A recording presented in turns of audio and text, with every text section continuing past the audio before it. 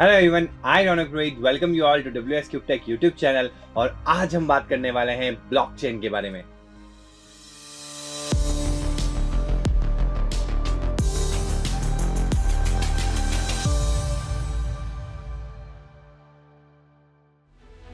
What is blockchain?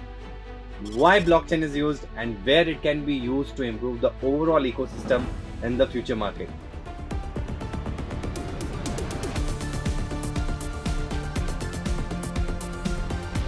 तो blockchain के पूरे मैकेनिज्म को बहुत ही आसान तरीके से डिटेल में जानने वाले हैं आज इस वीडियो के अंदर। तो लेट्स स्टार्ट इट।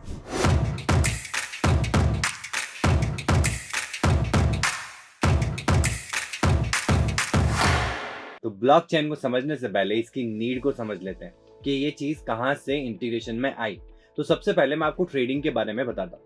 तो सबसे पहले इस चीज को समझने के लिए हम ट्रेड के कॉन्सेप्ट को समझ लेते हैं। जब हमारे पास में पैसे का कॉन्सेप्ट नहीं था तो हम ट्रेडिंग कैसे करते थे एशियन टाइम्स के अंदर।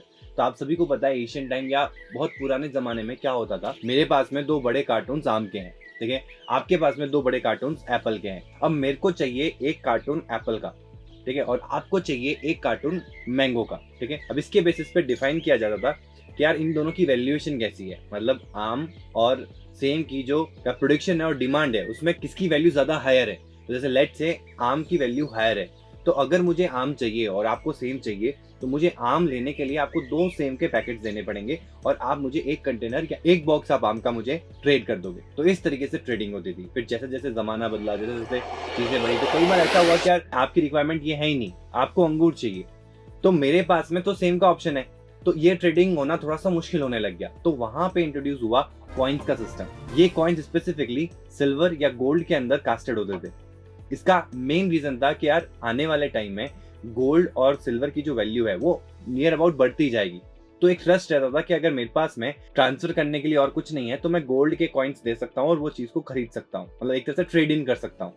तो एक आम के पैकेट के लिए मुझे एक गोल्ड कॉइन देना पड़ेगा या 2 सिल्वर कॉइन्स देने पड़ेंगे। इस तरीके से ट्रेडिंग होने लगी। फिर इस प्रोसेस को और आगे ले जाते हैं। जैसे जैसे टाइम चेंज हुआ तो मनी को इंट्रोड्यूस किया गया, पैसा। अब अगर देखते हो तो पहले इनिशियली कॉइन्स आए, फिर नोट्स आने लगे।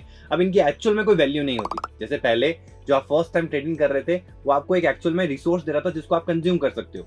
दूसरे टाइम में आपको ऐसा रिसोर्स मिला जिसको आप आगे बाद में बेच के कुछ अलग रिसोर्स को कंज्यूम कर सकते हो, जैसे गोल्ड एंड सिल्वर। उसके बाद में कंट्रीज में इंट्रोड्यूस हुआ कॉन्सेप्ट ऑफ मनी, जहां पे आप पैसों के बिहाफ पे रिसोर्सेज को ट्रेड कर सकते हो। बट जैसा कि मैंने आपको बताया, इन पैसों की एज सच कोई वैल्यू नहीं है।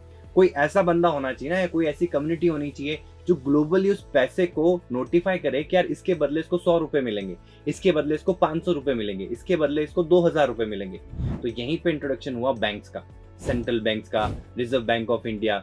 तो इन्होंने वो जो नोट्स निकाले, उन नोट्स में एक, अगर आप देखा हो तो एक बड़ा सा स्टैंप लिखा हुआ था। एक तरह से स्टैंप है जो आपको ये नोटिफाई कर रहा है कि अगर मैं ये नोट आपके पास में है तो सेंट्रल बैंक या reserve bank of India will be liable to pay you that much of amount. फिर धीरे धीरे और टाइम बदला और इस ट्रांजेक्शन को ऑनलाइन कर दिया गया। तो आज आप ऑनलाइन कोई भी, जैसे ई-कॉमर्स वेबसाइट है या आप कोई भी चीज को ले लो, जैसे आप ऑनलाइन पेटीएम, आजकल जब से इंटरनेट बैंकिंग स्टार्ट हुई है तब से वॉलेट का यूज होना भी बंद हो गया है। आजकल आपके ऑनलाइन वॉलेट्स आ गए, पेटीएम देख लो, गूगल पे देख लो, फोन पे देख लो। तो यहाँ पे आपके पास में वर्चुअल ऑनलाइन वॉलेट्स होते हैं। इन ऑनलाइन वॉलेट्स में क्या होता है, ट्रांजेक्शन्स की एंट्रीज की जाती है।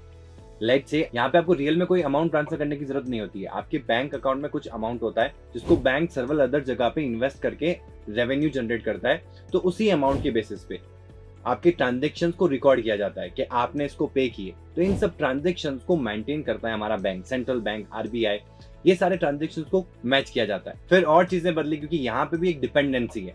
यहाँ पे डिपेंडेंसी है कि आप सेंट्रल बैंक के कंट्रोल में हो। जो भी ट्रांजेक्शंस होते हैं वो सेंट्रल बैंक के अंडर होते हैं and they are under the government of India. हालांकि इसमें ज्यादा हैकिंग नहीं हो सकती, बट फिर भी पॉसिबिलिटीज है कि इन डेटा को मैनिपुलेट किया जा सकता है। आइदर जो सेंट्रल अथॉरिटी है वो चेंज कर सकती है डेटा को, नहीं तो कोई भी सिस्टम को हैक करके उनके अंदर के एंट्रीज को अपडेट कर सकता है और ओवरऑल बैलेंस को भी अपग्रेड कर लेगा। इस वजह से किसी के अकाउंट से पैसे डिडक्ट हो जाएंगे अनवांटेड, और वही सेम चीज कई फ्रॉडस्टर्स अपने डिफरेंट अकाउंट्स में अपने अमाउंट को बढ़ा सकते हैं। फिर यहाँ इंट्रोड्यूस हुआ the concept of crypto currency.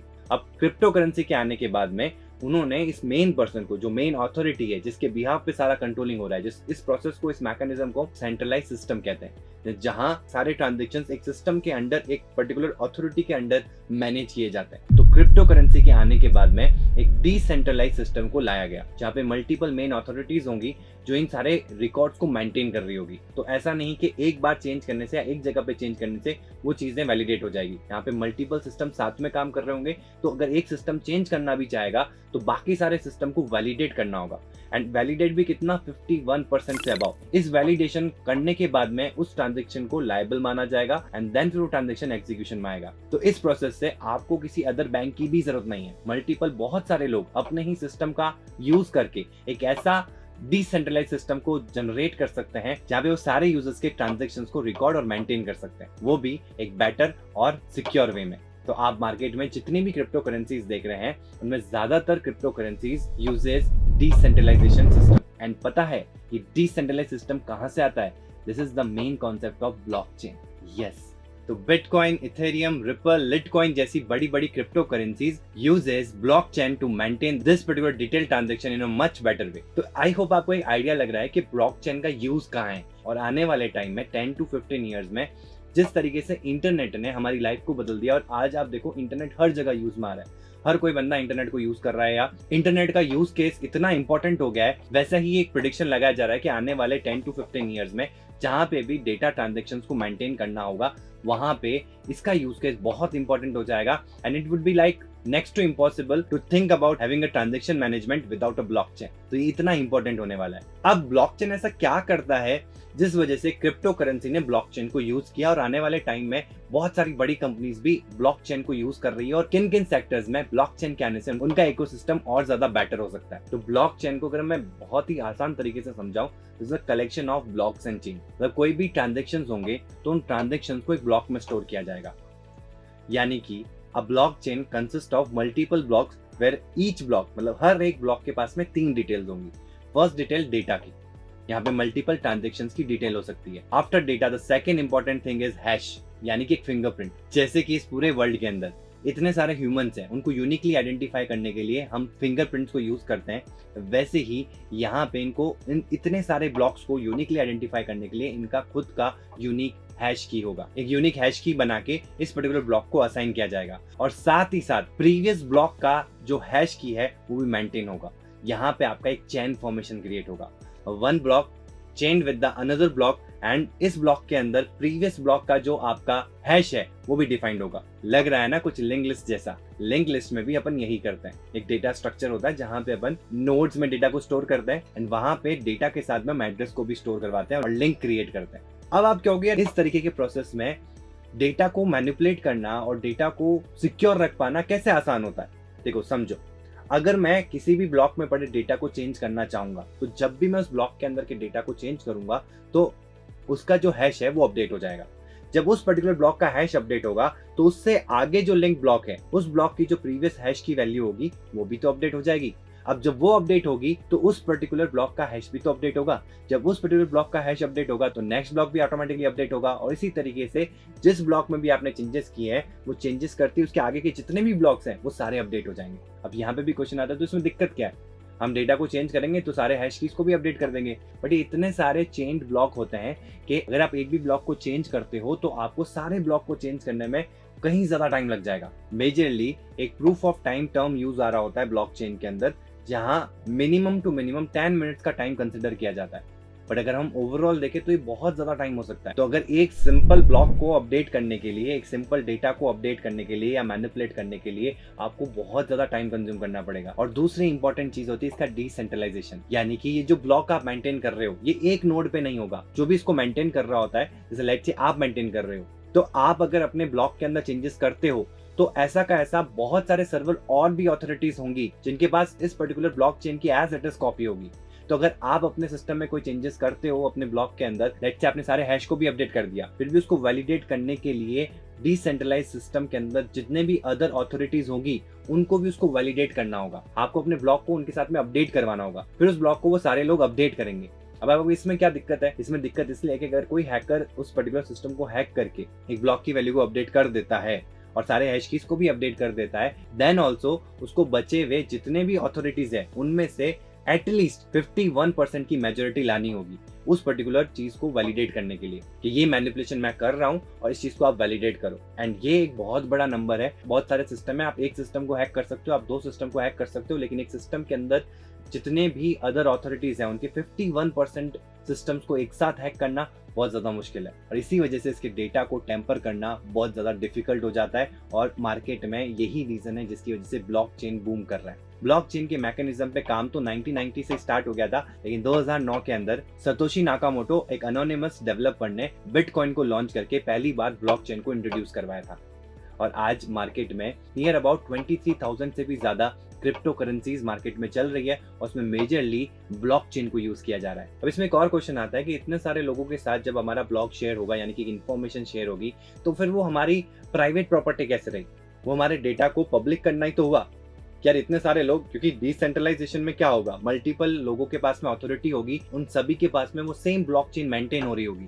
तो यहाँ पे भी जब भी कोई चेंजेस अप्लाई किए जाएंगे किसी भी ब्लॉक के अंदर, तो उस पर्टिकुलर डेटा को एनक्रिप्टेड फॉर्म में स्टोर किया जाएगा, और एनक्रिप्शन होगा on the basis of 2 keys, public की एंड प्राइवेट की। पब्लिक की जैसे कि आपका जीमेल, जैसे आप लेट से कोई चेंजेस कर रहे हो या अपना डेटा इंसर्ट कर रहे हो, तो आप पब्लिक की होगी जिससे लोग आपको आइडेंटिफाई करेंगे कि ये चेंजेस इस पर्टिकुलर की ने किया है। अब जीमेल का भी तो आपका एक पासवर्ड होता है, वो पासवर्ड सबके पास में नहीं होगा, तो आइडेंटिफाइबल होगा कि ये पर्टिकुलर चेंज किसने किया है, बट उस पर्टिकुलर डेटा को डिक्रिप्ट करने का एक्सेस किसी और के पास नहीं होगा। वो सब के सब इस डेटा को वैलिडेट कर पाएंगे बट डिक्रिप्ट नहीं कर पाएंगे, और इसी प्रोसेस की वजह से एक एंड यूजर की प्राइवेसी को मेंटेन किया जाता है ना? काफी इंटरेस्टिंग। तो मार्केट में क्रिप्टो करेंसीज के अलावा बहुत सारे ऐसे सेक्टर्स हैं जहां पे ब्लॉकचेन को इम्प्लीमेंट किया जा रहा है। और आप अगर सोचो आने वाले टाइम के अंदर कुछ ऐसे मेजर सेक्टर्स हैं जहां पे ब्लॉकचेन का इम्प्लीमेंटेशन बहुत इंपॉर्टेंट हो जाएगा, क्योंकि आज जैसे किसी भी चीज को वैलिडेट करना बहुत ज्यादा मुश्किल हो जाता है, क्योंकि मार्केट में इतना ज्यादा फ्रॉडिंग चल रही है।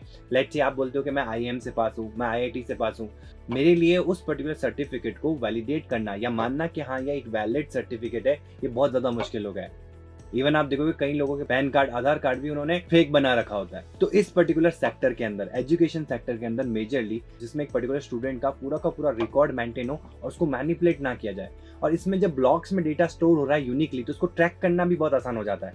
सारी चीज एक पर्टिकुलर ब्लॉक में मेंटेन होती है, तो इस डेटा को from starting of the block, जिसको हम जेनेसिस ब्लॉक भी बोलते हैं, बहुत आसान हो जाता है, और वो डेटा भी इनडायरेक्टली वेरीफाइड रहता है। नेक्स्ट, इसको बड़ी बड़ी टेक जाइंट्स अपने क्लाइंट का डेटा मैनेज करने के लिए भी अपने सिस्टम में यूज कर रही है। बड़े बड़े unicorn startups and even small startup जो स्टार्ट ही कर रहे हैं, वो अभी से अपने डेटा को मैनेज करना चाहते हैं with blockchain mechanism. Next, medical sector में भी ब्लॉकचेन का यूज बहुत ज्यादा बढ़ने वाला है। अगर आप सोचो कि एक पेशेंट का रिकॉर्ड आपको एक ही जगह पे वेरीफाइड सोर्स के थ्रू मिल जाए, तो कितना आसान हो जाएगा उसको डायग्नोसिस करने में।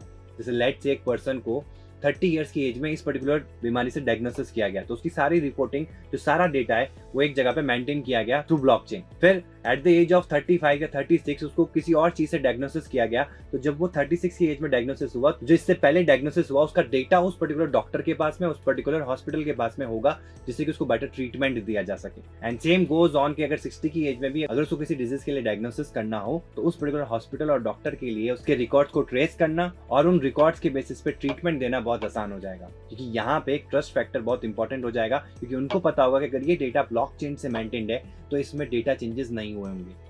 ये एज इट इज 30 की एज से जब से पहली बार डायग्नोसिस हुआ है, तब से अब तक अनचेंज्ड है। तो ऐसे कई सारे मार्केट में सेक्टर्स हैं जहां पे ब्लॉकचेन को आने वाले टाइम में इंटीग्रेट कर दिया जाएगा। इसी वजह से मार्केट में ब्लॉकचेन बूम कर रहा है, और हर कोई अपने सिस्टम के अंदर ब्लॉकचेन को इंटीग्रेट करना चाहता है। एंड वो टाइम दूर नहीं है जब हमारे सारे सिस्टम ब्लॉकचेन पे इंटीग्रेट हो चुके होंगे, and we would be as dependent on blockchain as we are dependent on internet today. And इसी वजह से ब्लॉकचेन को एज अ करियर चूज करना और उसमें अपना करियर बिल्ड करना फर्स्ट चॉइस बनता जा रहा है मार्केट में स्टूडेंट्स के लिए। तो अगर आप अपना करियर ब्लॉकचेन में बिल्ड करना चाहते हैं as a blockchain developer in 2024, तो you can let me know in the comment section. तो मैं आपके लिए एक कंप्लीट रोड मैप लेके आ जाऊंगा कि how can you become a blockchain developer in 2024। And if you want to experience the mechanism behind cryptocurrencies या Bitcoin with blockchain system, तो do let me know in the comment section।